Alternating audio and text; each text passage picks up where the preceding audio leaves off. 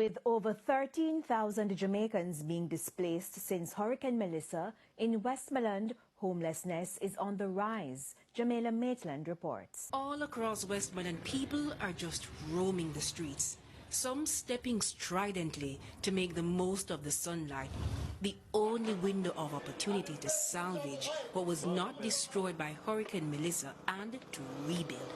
Others walk aimlessly, pacing the spot where their home was until nightfall, wishing for morning to come. TVJ News spoke with 74-year-old Joseph Murdoch, who told us he walked about 5 miles to Darliston. Where are you walking from? Caledonia Bottom? Yeah, way down. Oh. Yeah, you pass the school in the hill down, go down. And where are you walking to now? Where are you heading to? Yeah, go for the road up there, up Orange Hill Road. Murdoch, who everyone calls Speed, says life has significantly slowed him down. A former sugarcane worker, he says the destruction of his house during Hurricane Melissa has been a bitter blow. Now, he only has the clothes on his back and bread and water in a bag that he carries with him. The house is completely flat? I don't even know where the house is, to be truthful. Oh, because you ran out? Yes, and it mash up in a pieces, that's what I'm telling you, mash up. But I've been keep on looking for my clothes and my shoes, nothing I can't find.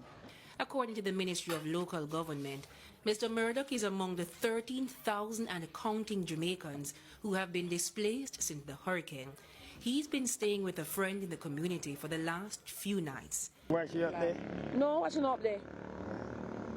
Washing up there? Me, I wash it back a way around, so I turn around a way over this one, see some people around out the road. They look at them and give out something. Oh, then we come back, I put them again. And so, we waited for Washi. Oh Lord, me tired man, it pain up.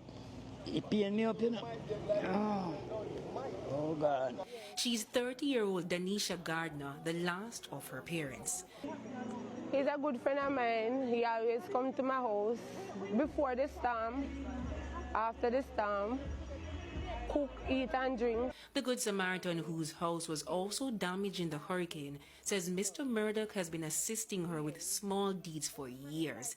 And so, it only felt right to help him in his time of need. He come and he said to me, Washi, I'm up on the road, I'm there asleep in a bush and something. So I say, here what I go do, I go back up one place, cross away from my house, we broke down, and we stay in there.